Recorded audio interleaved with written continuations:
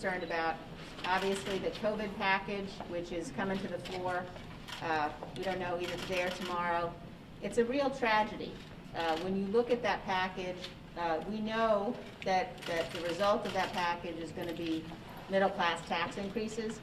We know for sure that it includes provisions that are not targeted, they're not temporary, they're not related to COVID, and it didn't have to be this way. We could have had a bill that was a fraction of the cost of this one that could have gotten bipartisan approval and support, but the Speaker decided to go in another direction. And so we are going to be saddled with a burden, spending burden, and a tax burden that is really indefensible from the perspective of what it actually accomplishes. The other thing that we're focused on is what's going on at the border. And I watched this morning, I saw the White House Press Secretary, Jen Psaki, say that she was heartbroken by what's happening at the border. And to that I would say policy has consequences. When you say that you're not going to enforce our immigration laws, when you say that you're not going to build a border wall, it has consequences. And we're seeing the tragic consequences of that right now at the border.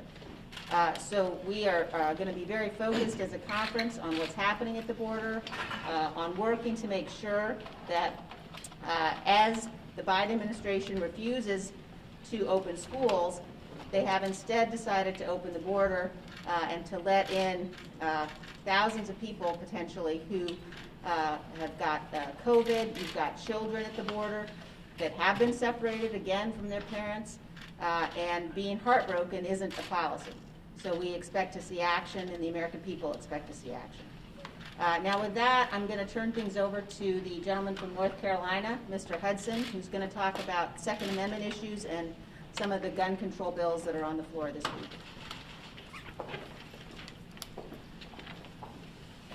Thank you very much. I'm Richard Hudson, North Carolina's 8th Congressional District. I'm also the conference secretary.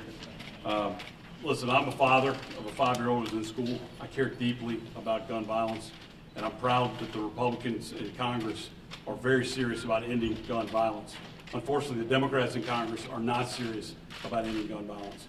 And it's obvious by the bills they're bringing to the floor this week, which would do nothing to have stopped a single mass shooting in this country, yet they threaten the rights of law-abiding citizens. The Republicans, when we were in the majority, passed meaningful legislation, including the Fix NICS Act, which would have stopped the church shooting in Texas, like the 21st Century Cures Act, which had the most meaningful mental health reform in a generation and dealt with communicating with parents of children in crisis. We also passed the Stop School Violence Act, which put $1 billion into hardening schools, into getting mental health resources to schools, and also into training of law enforcement. I actually have legislation I've introduced that will double the funding for the Stop School Violence Act. The Democrats have rushed 2 bills to the floor, no regular order, no hearing time. They have allowed no meaningful input from Republicans, and these bills, again, would have not stopped a single mass shooting. Not Newtown, not Charleston, not Parkland, not Las Vegas, not Sutherland Springs, would not have stopped the shooting of our former colleague Gabrielle Giffords because her shooter passed a background check. H.R. 8 fails to recognize the fact that every commercial gun sale in America requires a background check today. And H.R. 1446 creates delays for law-abiding citizens, could be indefinite, to acquire a weapon, and would not have closed the Charleston loophole. If you want to close the Charleston loophole, I direct you to Tom Rice's bill, H.R. 1518, which would, because the problem with the Charleston shooting was information sharing by law enforcement, and this bill allows that information sharing. Republicans have meaningful alternatives, and we have 6 bills that have been introduced last week and this week. We will be pushing to end gun violence. Our legislation will actually address this problem. The Democrats are concerned about taking away our Second Amendment rights, and the 2 bills this week will simply erode those rights. And so we're urging a no vote. Thank you. Thank you, Richard. Now I'd like to introduce another member, the gentlelady from North Carolina, who's the Republican leader of the Education and Workforce Committee, Ms. Fox. Thank you, Madam Chairman. The Democrats will have you believe that their radical PRO Act protects the right to organize. All it does is protect the $1.6 billion that the labor unions donate to support left-wing organizations. While trying to garner support for this outrageous bill, I've heard Democrats argue that it's the unions that built the middle class. No, the unions didn't build the middle class. Entrepreneurs and individual workers in this country built the middle class.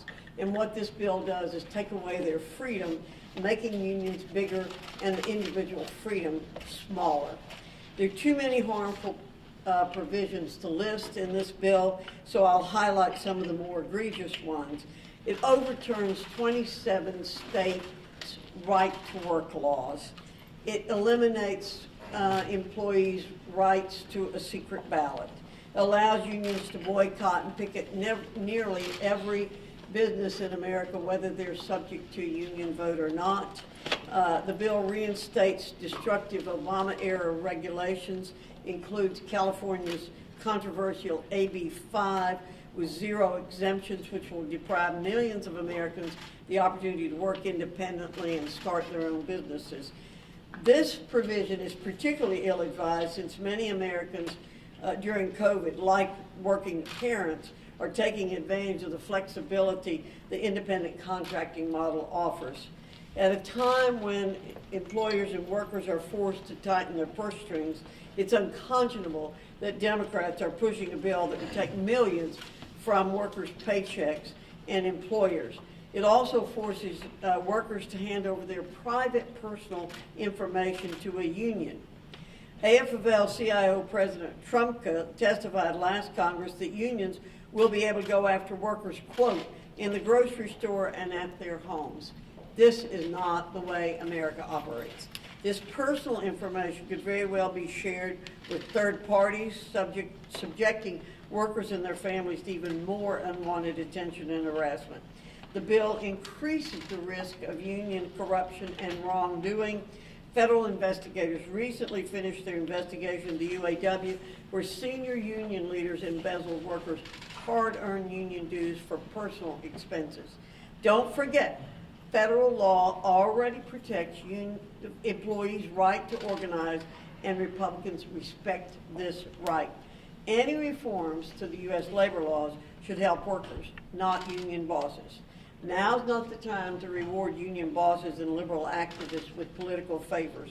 Our focus should be on reopening schools and rebuilding the economy so all Americans have the opportunity to succeed. Thank you. Thank you, Virginia. And now we have one of our new members from Iowa, Ashley Hinson, who's going to talk about legislation she has to restore our schools, get schools back open again. Good morning, everybody. Ashley Hinson from Iowa's 1st District, and I come to you today as a working mom of 2 school-aged kids. We need to get our schools back open. When I look at the last year, it's been quite the year, and the toll we've faced, especially when it comes to our young people, is staggering. The mental health visits for our young people as young as 5 are increasing at a dramatic pace. They're ending up in our emergency rooms. When I look at why kids need to be in school, it's more than reading, writing, and arithmetic. It's for the social interaction. It's for the stable environment that they can be in. They need to maybe get out of a violent situation. They might be looking for that next meal. The kids need to be back in school. We're now hearing as well that there are additional challenges where we're finding students have fallen off the grid. We don't know where these students are. They've gone missing. Simply stop logging on for virtual school. That's unacceptable. Teachers don't know where they are, and the fact that they've fallen off the grid is entirely abhorrent as a working mom. School enrollment is also dropping. Now that we're 1 year into this pandemic, it's quickly turning into 2 for many school districts around the country, and I think it's just it's really sad that we're letting our kids fall through the cracks here, which is why we need to make sure that we are getting our schools back reopened. It's exactly why I introduced the Reopen Schools Act, which basically would set some parameters around the $54 billion in money that's already been appropriated by Congress before I even got here, to make sure that schools have a plan to get reopened. They submit that plan to their governor, and then they actually follow through and reopen their schools. The Democrats, I want to point out, blocked this for the 4th time last night. So 4 times they've chosen to make our kids political. The Biden administration has no meaningful strategy to move forward. Getting kids into school, I'm sorry, I'm going to take this down. That's better, sorry. 1 day a week at this point is just unacceptable, and our kids should not be a political football. And to keep moving the goalposts here, the kids are the ones that are losing this game. So when I look at examples of how we can lead on this issue, look to the state of Iowa. We have prioritized our kids and our teachers in getting back to school safely in the state of Iowa. It can be done. Iowa's a great model for that. So I would encourage the Biden administration to look to the state of Iowa and how we've made sure that we can get kids back in the classroom safely.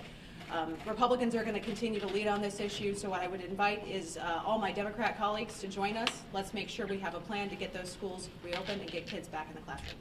Thank you very much. And now we're going to hear from our whip, Mr. Scalise. Thank you.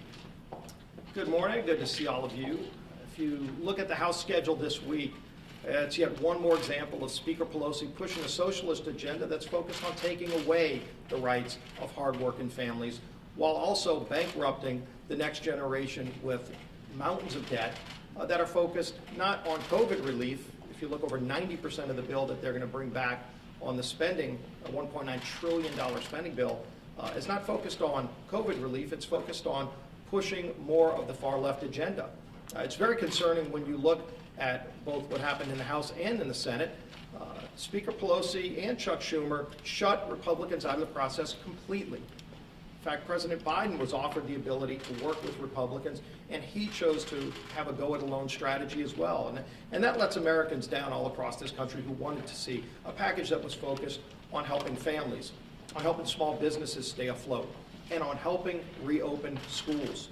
We brought amendments, for example, to double the number of vaccines so that we could get more Americans vaccinated quickly, and that was rejected on a party line vote. There was an amendment in the Senate to say that felons in prison shouldn't be able to get taxpayer checks, and that was voted down on a party line vote. So clearly, when you look at the priorities of Speaker Pelosi, it's to spend as much money as quickly as possible on her socialist agenda and to turn her backs on those of us who want to work together to confront this virus and to safely reopen our economy and our schools. You could just look at the crisis on the border. It's a major, major national scandal.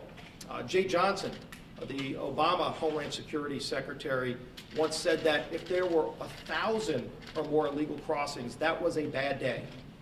Today we're seeing 3,000 or 4,000 illegal crossings a day at our southern border. It is a national crisis, and it needs to be confronted by President Biden, and he refuses to acknowledge this.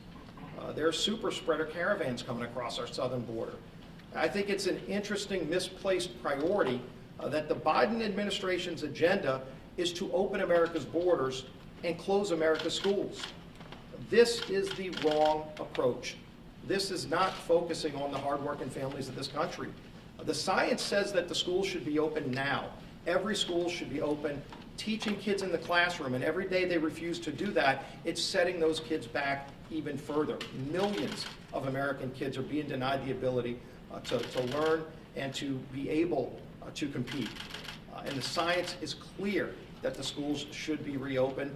Again, we put more money. Ashley Hinson's bill was offered up during the process of moving this bill forward to say if schools get more money, it has to be to reopen so that kids could be learning in the classroom. And it was rejected by every Democrat, which begs the question, what do they need this money for if it's not to reopen schools during this pandemic?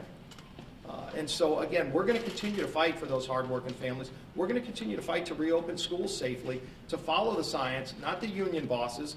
When you see a union boss fighting to keep the public schools closed while taking the parents' money, but sending their own kids to private schools, it just shows you they're not even following the science. There's a tremendous amount of hypocrisy and double standard involved in the people that want to take a hard-earned money of these taxpayers across the country while not fighting for them, for their families, for their children. So we're going to continue to do that. We're going to continue to try to fight for an agenda that works for families, not to push this socialist agenda that Nancy Pelosi is bringing to the floor. Finally, I want to mention this scandal involving Governor Cuomo. It's a scandal on multiple fronts. It's not just the sexual harassment scandal, which is very concerning. but it's also the scandal of what he did to seniors in nursing homes, starting with his order that went against federal CMS guidelines, forcing seniors who were COVID positive to go back into nursing homes and prohibiting those nursing homes from testing for COVID, led to thousands of deaths that should have never happened. The Select Subcommittee on Coronavirus Republicans back in June started asking Governor Cuomo for the data. He refused back then, called us names, seems to have a pattern of bullying, but he never gave those families an answer. We are continuing to fight for those families who deserve an answer. It's recently come out that not only did he potentially obstruct justice in hiding the data, but he may have actually directed his own employees to manipulate the data, to lie about the number of deaths that could have been used to help prevent more deaths. And so I would call on President Biden to rescind his designation of Governor Cuomo as the gold standard for COVID leadership. That's not the gold standard. That is an epic failure that led to the deaths of thousands of people, and Governor Cuomo needs to come clean with the American people, with the people of New York, parents, children who lost their grandparents and their parents, who demand answers, who deserve answers to that data. And we're going to continue fighting for those families. With that, why don't we open up? I have a question for you on the suspension votes last night. Democrats pulled 13 bills from the floor because a number of Republicans were threatening to force roll call votes amid just a broader frustration around how the House is being run in the majority. Do you agree with that strategy? And are you worried about going down this path? Because one of the bills was one that you were a sponsor of. Yeah, look, there's concern about what's happening on the floor, but just look at this week. 10 of the 11 bills being brought to the floor this week did not even go through committee. And you see this pattern by Speaker Pelosi, who famously said years ago, you got to pass the bill to find out what's in it. When she rewrote Obamacare in her office after it came out of committee, now she's not even bothering to go through committee with major pieces of legislation.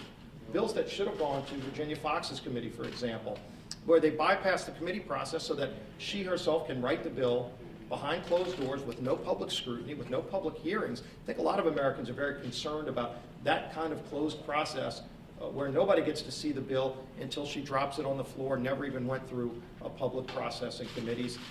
Republicans and Democrats alike, by the way, work hard to get on committees of jurisdiction so that they can then go and bring their expertise to make a bill better.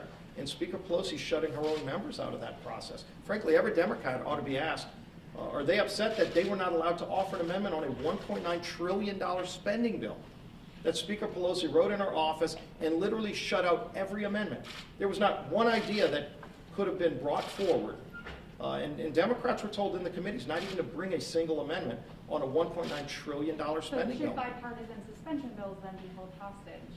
I don't want to see any hostages. I want to see an open process. I want to see Speaker Pelosi open up the House process to amendments by Republicans and Democrats, to bring in bills through committee again, something as basic as just having public hearings in committee on bills. And I think a lot of people are getting frustrated, including her own members, who don't like this closed Pelosi process. And to follow up to that, who is leading this charge for suspension bills, and what is leadership advising this group that is trying to push for suspension and motions to adjourn, when it comes to how to proceed with the... Yeah, those are individual members. That's not a leadership decision, but as a Republican leadership, we've called on Speaker Pelosi to open up the House process, to not, again, for example, getting rid of the motion to recommit, a process that's been around for decades that Speaker Pelosi shut down just to try to deny the ability for people to bring amendments on the House floor. So we're going to continue to push for that. But is leadership's position to allow these procedures to happen? Or That's not a formal leadership position, but again, leadership has been very vocal on the Republican side that we want an open congressional process. We want bills to go through committee, and we want members' voices to be heard. House Democrats say they're bringing back the earmark process. Do you think this is something Republicans should participate in? And are Republican leaders going to work on guidelines for, changing the rules if so? Yeah, we've heard the Democrats talking about bringing this back on their own. They haven't consulted with us. Clearly, we've had a lot of conversations. We had a meeting last night that was widely attended by the Republican conference, and our members have a lot of different views on this. But one thing I think that's universal is we share a lot of concern about the abuses that happened in the past, and we don't want to see those abuses brought back. So this is going to be a continuing conversation amongst House Republicans. It would have been helpful if Democrats would have talked to us about what they're doing and if there's a better way to do it. So we're going to have that conversation, and it's ongoing. One of the provisions in the Democrats' COVID bill is the creation of this monthly child tax rebate. $300 would go to most families. Do you consider that socialism, and is that something that you could see a conversation happen? You know, there's a lot of Democrats who want to make that permanent, and some Republicans who want to make that permanent. Do you think there's room for a conversation about doing that, or do you think that that is the definition of socialism? I think the question is, what in the bill is COVID related, and what is a broader policy that should be discussed separately? And I think a lot of people have a concern that Speaker Pelosi took advantage of the crisis to fill the bill with primarily things that have nothing to do with COVID that should have been discussed separately. And again, our focus from the very beginning was, let's help families who are struggling with a targeted relief bill, not just sending everybody a check all across America, but to help the families who are struggling, as opposed to saying if somebody is maybe making more money than they were a year ago, they're going to also get a check. The other thing is there are millions of small businesses that have already closed, and it is devastating to see what some of these governors did to make it harder for small businesses to stay afloat, while there were states like Florida and Texas who kept things open and had different results. It's a shame that in this bill they actually penalized the states who had more success keeping their economies going and helping the healthcare needs of their families, while rewarding states like California and New York, who are the biggest winners in this bill, just giving them billions of dollars. California's going to announced over a $10 billion surplus, yet they're going to get more than $40 billion of money that's borrowed from our children in this bill. So what does any of that have to do with COVID? And I think that's the biggest frustration. This 90% of this bill has nothing to do with COVID. Whether it's a good idea or not needs to be debated independently. Don't take advantage of a crisis to try to ram through a socialist Are you agenda. concerned that Republicans have a hard time rolling that back now that it's going to be in law probably tomorrow, later this week? Well, what we're focused on is helping families and helping businesses and getting schools reopened. We were willing to work with Democrats to double the number of vaccines, and they completely turned us away because they wanted to spend money on a whole lot of things that had nothing to do with COVID, and that's very unfortunate. Well, we appreciate it. We'll take one more. Yeah, we got. I was wondering if you might be able to weigh in on the former president's cease and desist letter and what kind of role you see him playing in campaigns since he doesn't want incidents like this used for fundraising purposes. Yeah, and that was a new policy that he rolled out. Ultimately, President Trump's going to decide what kind of role he wants to play in elections in the future. I know we're focused on winning the House back, and if you look, the NRCC outraised the Democrats, the DCCC in January, and it shows you people recognize that Speaker Pelosi's socialist agenda is bad for America. It's way out of touch with the mainstream of this country, and we're going to keep working to get the House back and raise the money it takes to elect more good candidates like Ashley Hinson here, who's already a leader helping fighting to reopen schools. So we're going to continue fighting for hardworking families while they continue to promote a socialist agenda. Thank you. Thank you.